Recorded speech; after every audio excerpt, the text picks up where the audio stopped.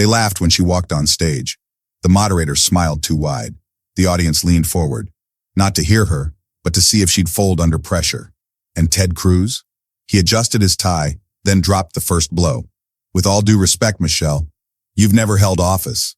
This conversation is for decision makers. Applause flickered. Cameras panned. Somewhere, a producer whispered, "She's not ready." But Michelle Obama didn't flinch.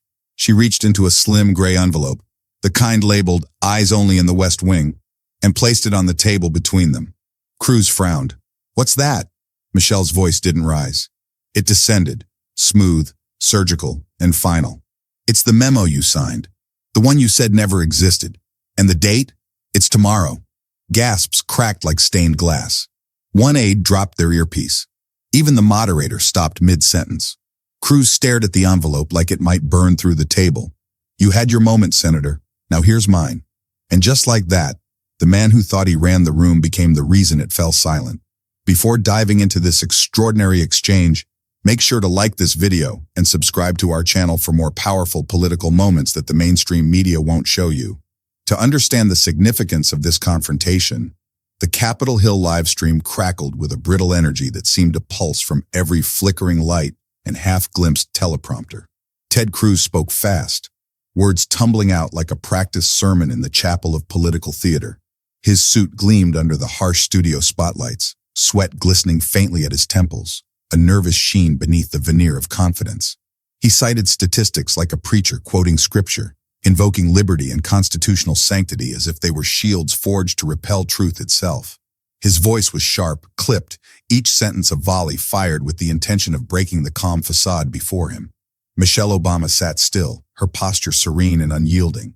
Her gaze fixed on Cruz, unreadable yet fathomless, like a storm held in the hush before it breaks. The audience leaned forward, caught between laughter and incredulity at Cruz's relentless barrage. Smirks, subtle chuckles echoing off the polished marble walls. But Michelle did not flinch, did not even blink. She simply listened, absorbing each word with a quiet gravity that began to transform the air. Then Cruz let slip a phrase, an offhand jab, a careless line meant to punctuate his argument and claim the moral high ground. "We must protect our freedoms from those who would rewrite history, who would erase the sacrifices of our forefathers." It was meant to rally his base, to brand Michelle's presence as an assault on heritage and tradition. But the moment it passed his lips, something shifted. Michelle's head tilted slightly, just enough for the cameras to catch. The room seemed to cool, a sudden drop in temperature felt by everyone watching. On Capitol Hill, in living rooms, in offices. The hum of the teleprompters faltered. The lights flickered as if bowing to the weight of what had just been said. The audience's laughter faded, swallowed by a growing silence that expanded like a tide. Her voice emerged, not loud, not theatrical, but precise and unyielding, like a scalpel cutting through pretense. "You think this is about freedom. It's about forgetting, and I don't forget." The words hung heavy in the studio, a challenge and a revelation wrapped in a single sentence. Cameras zoomed in, capturing the flicker of unease crossing Cruz's face, the slight tightening of his jaw. The audience was no longer amused. They were still, caught in the gravity of a moment that promised to unravel the carefully scripted narrative. Michelle didn't rush. She didn't raise her voice. She didn't need to. The room had changed. The fight had been redefined. The collapse had begun.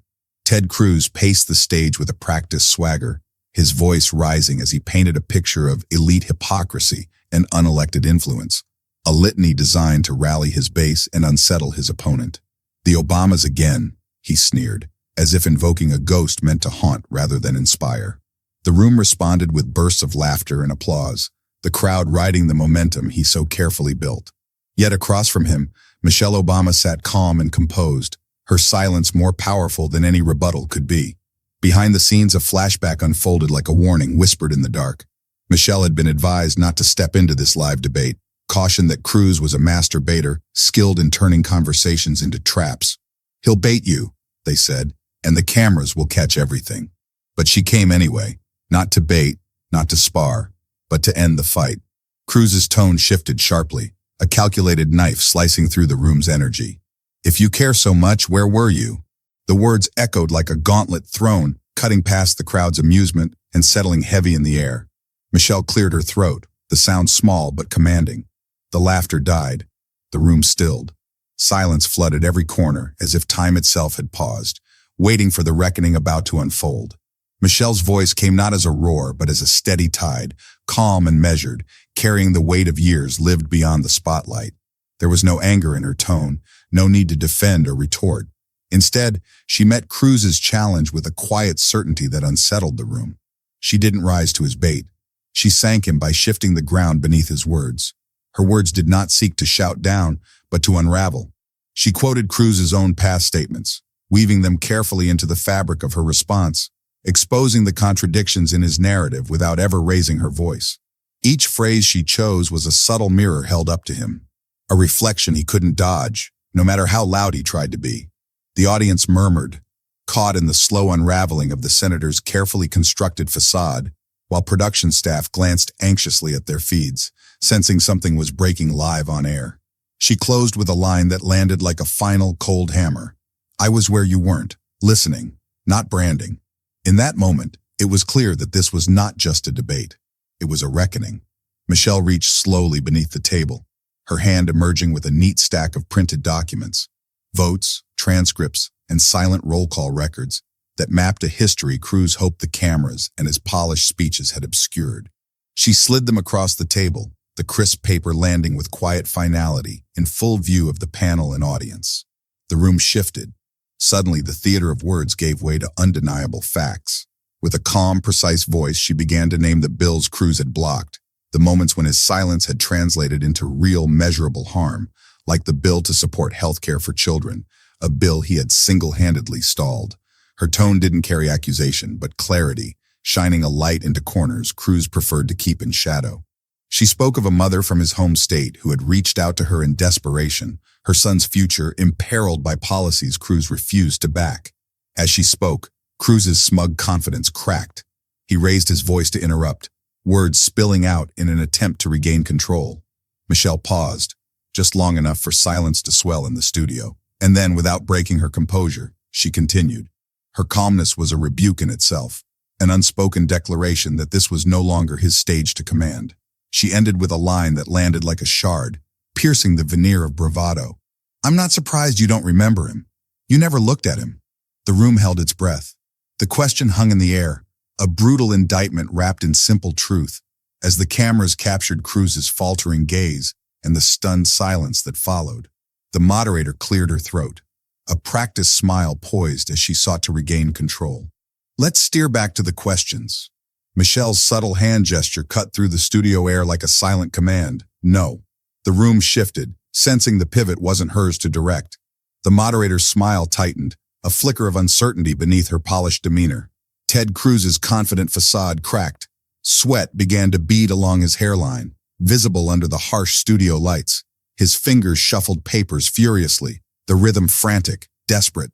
He glanced down, flipping between sheets that no longer felt like allies but weapons pointed at his own heart. Off script, his voice lost its measured tone, rising unevenly as he tried to thread a narrative that could regain footing. But Michelle didn't flinch. Her gaze was steady, unwavering, fixed on Cruz like a lens focused to burn away pretense. The calmness she wore was not just poise. It was the weight of history holding him still. The silence grew, dense and heavy. Cruz swallowed visibly. The clock's tick became deafening, a metronome marking the moment he realized he was trapped not by rhetoric, but by undeniable truths laid bare before millions. No retort came, no evasion, just the palpable tension of a man caught between the past and the present, forced to confront what he'd long tried to bury. Michelle finally broke the quiet, her voice low but resolute. "I don't raise my voice. I raise memory, and it doesn't blink." Her words settled over the room like a verdict, sharp, irrevocable. The moderator's attempt to reclaim control was abandoned. Cruz's last shred of confidence unraveled under the steady, unblinking gaze of the woman who had rewritten the fight with quiet, unyielding power. Within minutes of Michelle's calm yet merciless words echoing through living rooms and devices nationwide, the clip exploded across every corner of the internet. Social media feeds erupted with stunned reverence, the segment slicing through the noise like a scalpel. Screenshots of Michelle's composed stare and razor-sharp line, "I don't raise my voice, I raise memory, and it doesn't blink," were shared with captions that left no room for debate. She didn't argue. she annihilated. Hashtags trended globally. Comments poured in from every demographic, from young activists to seasoned political analysts, all united by the same realization. This wasn't just a political victory. It was a cultural reckoning. Even opposition forums fell silent, the usual mockery replaced by reluctant awe. The studio itself, hours later, still buzzed with the electric aftershock. Michelle, her part complete, rose with the same quiet dignity that had defined her entire presence, leaving the stage before the segment's official end. Her exit wasn't just a departure, it was a statement. The fight was over before it could escalate. Behind the scenes, Ted Cruz's office scrambled. A hastily drafted statement slid into press inboxes. Vague, evasive, a non-denial denial that acknowledged nothing while trying to stem the tidal wave. The words were carefully chosen, aiming to deflect without confronting the devastation Michelle's presence had wrought. But the digital realm didn't let it pass. The internet didn't move on. It paused. Time froze on that moment when a seasoned politician was stripped bare by the quiet force of truth, leaving an imprint that no spin or statement could erase. The clip wasn't just viral, it was immortal, echoing endlessly. A cold reminder that some silences speak louder than any shout. After the broadcast, Michelle's silence spoke louder than any statement could. She declined every interview request, every demand for comment, choosing instead to let the moment breathe, to let the weight of her words settle without dilution. The usual clamor of political back and forth fell away, replaced by a rare and profound stillness. Flashbacks flickered to the night before, her closest advisors urging her to respond, to clarify, to fight back against the inevitable backlash. "Don't engage," she had said simply. "He's not your opponent, he's your warning." That phrase echoed now, a chilling reminder that the challenge was never just about one man, but about something far larger. A reckoning long overdue. Back in the studio, the chair where she had sat remained empty, a silent testament to the gravity of what had transpired. On the desk lay a folded note, untouched, a symbol of words left unsaid but deeply felt. The microphone, still warm from her presence, hummed quietly in the dimmed room, an off-air echo of a truth that could not be turned off. The political machinery churned, but Michelle's silence was a firewall no spin could breach. It wasn't an absence, it was a presence, a statement carved out of restraint and conviction. In that quiet, history didn't just observe, it walked in, uninvited but undeniable. And in that moment, Michelle Obama wasn't just a figure on a stage, she was history itself. After that broadcast, Ted Cruz was never the same. Poll numbers, once steady, began to wobble, then sharply dip. His approval ratings, especially among independents and moderates, started an unmistakable slide. Cable news channels seized the moment, replaying Michelle's measured dismantling over and over, their countdown clocks ticking past 47 reruns within the first 24 hours. Each playback dug the wedge deeper, eroding his carefully cultivated image. Cruz tried to deflect, sending out a steady stream of tweets and statements filled with the usual conservative talking points. But never once did he confront the core of what Michelle had exposed. The questions from reporters piled up, but he sidestepped every attempt at a direct answer, retreating into rehearsed phrases and rehearsed indignation. It was clear. He was rattled, and the more he dodged, the more the silence around his failure screamed. Inside his camp, the cracks began to show. One of his closest aides resigned quietly, citing irreconcilable differences and frustration over the unfolding fallout. The whisper of dissent spread quickly among his inner circle, signaling deeper turmoil beneath the polished public facade. Meanwhile, Michelle maintained her silence. She gave no interviews, no follow-ups, no additional commentary. Her refusal to re-engage only amplified the power of her original words, allowing them to resonate without interference or distraction. The silence was her fortress, unassailable and absolute. In the end, Ted Cruz kept talking, spinning narratives and chasing headlines. But the public had already shifted their gaze. The moment Michelle claimed on live television was no longer just a viral clip. It was a turning point. He was still speaking, but no one was still listening. The studio lights dimmed slowly, fading into near darkness until only a single spotlight remained, fixed on Michelle's empty chair.